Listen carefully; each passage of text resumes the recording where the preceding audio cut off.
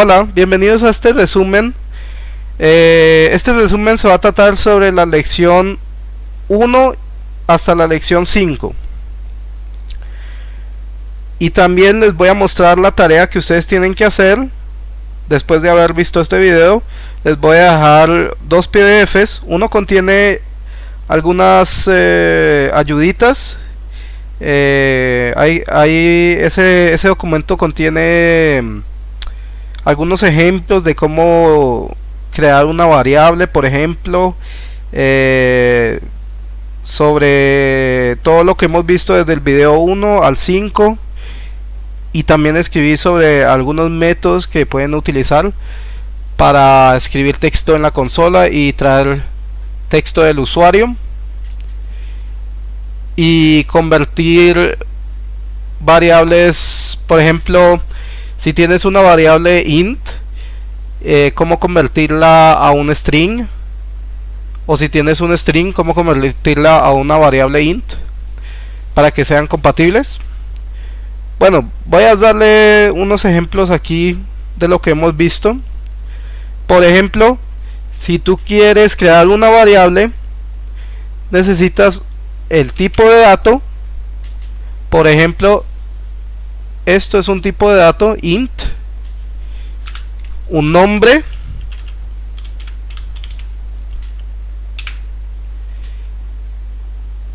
y este vendría siendo el iniciador. Ya aquí le otorgamos un valor a nuestra variable. ¿Qué pasa si hacemos solo la llamamos así? Pues el compilador nos va a decir que la variable no tiene ningún valor, o que no ha sido llamada en ninguna otra parte del código. Entonces, cuando compilamos este código, el compilador automáticamente le va a otorgar el valor de 0, para que lo sepan. También se pueden crear varias variables de la siguiente manera. Si quieres crear varios ints, puedes hacerlo de la siguiente manera: coma, nombre 2, coma, nombre 3. Y así podemos crear varias variables sin necesidad de escribir mucho código, y hasta le podemos otorgar un valor automáticamente aquí a todas, y nos va a aparecer verde porque es que en realidad no las estamos utilizando en ninguna parte del código. Y lo mismo se puede hacer con otros tipos de datos, por ejemplo un double. Los double, como si nos acordamos bien, los double pueden tomar un número de tipo int, y también pueden tomar un número que tenga decimales, como por ejemplo este. Un int no puede tomar decimales porque habría errores. Si lo comprobamos aquí,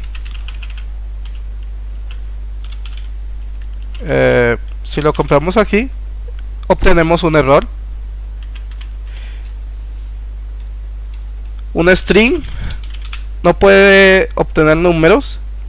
Para que esto sea válido necesitamos convertirlo en texto, así. Y ahora sí ya sería válido. Los booleans solo acepta valores que le otorguen un true o un false. Por ejemplo, si le escribimos 8 es mayor a 1, esto otorgaría un resultado tipo boolean. O simplemente le escribimos true o false.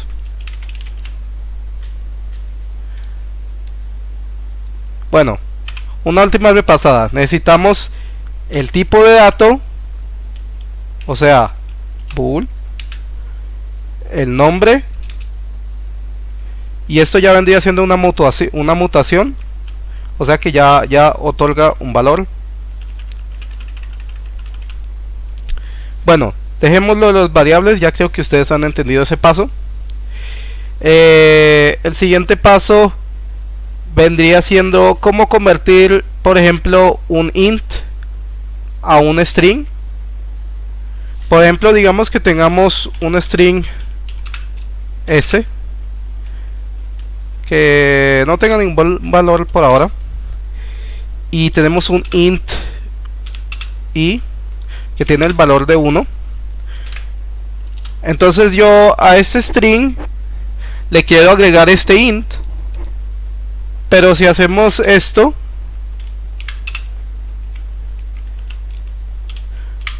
no sería compatible.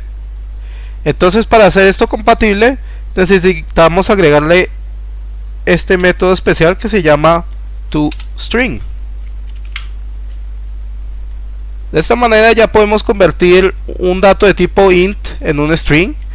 Este toString funciona en casi todas las cosas, o sea, no necesitas solamente una variable adelante, sino que puedes hacerlo con prácticamente cualquier cosa.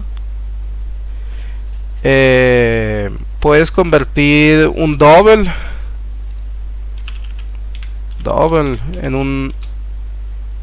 en un string. O sea que esta es la manera de convertir cualquier tipo de dato en un string. Ahora vamos a pasar al siguiente paso de cómo convertir un string en un int. Tenemos que tener en cuenta que un int solo toma números enteros, o sea que no podemos tomar este texto, por ejemplo, porque él no aceptaría esto como válido. Entonces digamos que ese string contenga un 1 en forma de texto y se lo queremos otorgar a este int. La manera más fácil es de describir el tipo de dato, o sea, int. Después escribimos punto y buscamos donde dice parse. Si leemos aquí el parse, tenemos que meterle un string y tiene hasta 3 overloads. Eso significa que puede tomar 3 diferentes objetos, pero esta es la mejor manera de convertir un string en un int. Entonces si yo le agrego esta s, así de esta manera, y si cojo mi variable i y le otorgo ese valor, ya obtendríamos el valor de s. Vamos a hablar esto. Digamos que tengamos un double, también existe en este. O sea, escribimos el tipo de dato double y escribimos punto parse y ya está. Entonces este método lo hay en casi en todos los tipos de datos. Es nada más escribir el tipo de dato, por ejemplo float.parse. Vamos a ver si existe en el boolean. Sí, también existe en el boolean. Entonces podemos convertir muchas cosas en otro tipo de dato. Esto es muy importante cuando tenemos diferentes tipos de datos y necesitamos que trabajen juntos de alguna manera. Entonces eso vendría siendo el ejemplo de cómo trabajar con variables y los tipos de datos. Creo que en el video 2 les enseñé a utilizar el if else.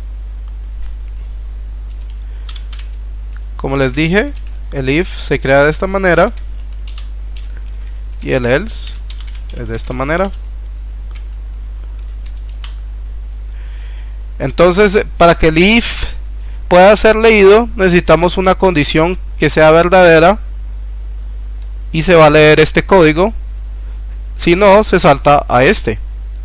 Y si queremos más condiciones, podemos crear else if, y esto vendría siendo la segunda condición. O sea que esta vendría siendo condición 1 y esta vendría siendo condición 2. Y si ninguna de estas dos se cumplen, entonces va a comenzar a leer el código que esté aquí adentro. Y como todos se pueden tal vez dar cuenta, También podemos tener if adentro de if, o sea, de esta manera.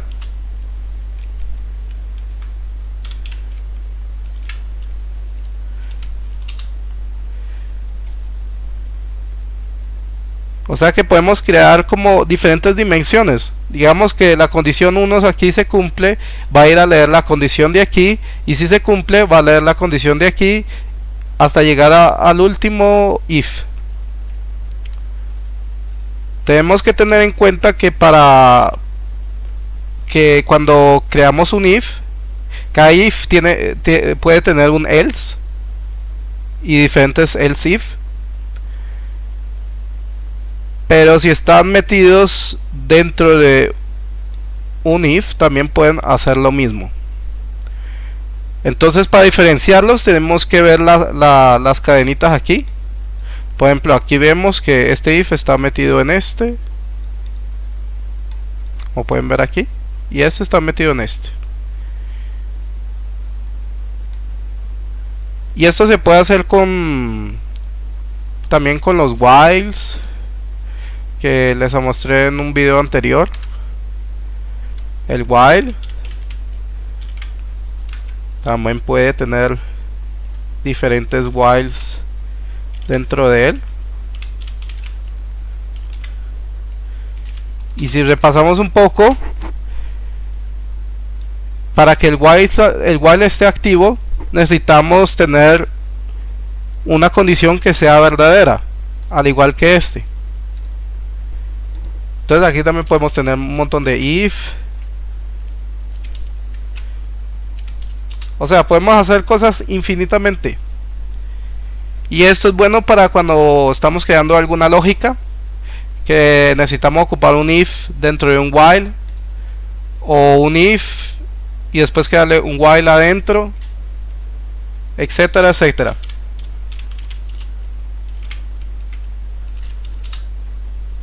O sea que podemos crear una encapsulación de esta manera sin ningún problema. Lo mismo se puede hacer con el for. Dentro de un for puedes tener un for. Dentro de otro for puedes tener un while. Y dentro de un while puedes tener un if. Y así podemos crear diferentes lógicas. Entonces, ya ustedes saben cómo iniciamos un for. Lo tengo creo que en el video último que hice, en el 5. Y como les puedo mostrar también con el switch, que lo mostré en el video 4. En un switch también puedes tener diferentes switch. Pero ojo, para crear esto, vamos a recrear esto. En un switch puedes crear diferentes opciones. O sea que dentro de un switch también puedes crear un switch. O sea, esto vendría siendo infinito, como pueden ver.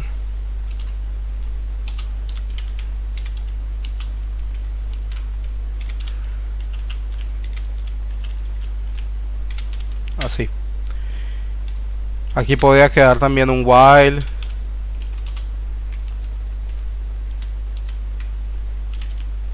De esta manera. Bueno, así se pueden encapsular diferentes cosas. Y como pueden ver, bueno, no he hecho nada lógico aquí, pero como ustedes pueden ver, si necesitan crear alguna lógica, lo pueden hacer de esa manera, encapsulando diferentes fors o whiles o lo que sea, if. Entonces eso vendría siendo un poco sobre el resumen de lo que hemos visto. algo muy importante que tal vez se me ha olvidado decirles es que, por ejemplo, si tenemos dos int de esta manera,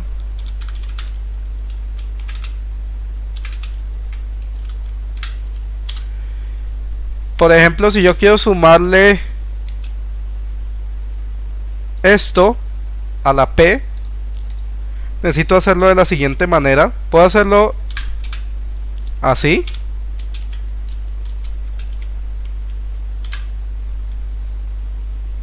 O sea que aquí estoy diciendo que P es igual a lo que hay en P más S.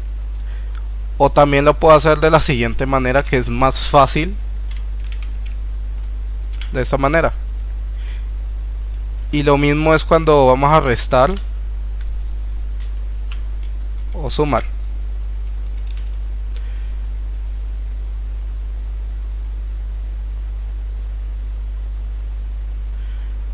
Aquí me aparece error porque era con mayúscula.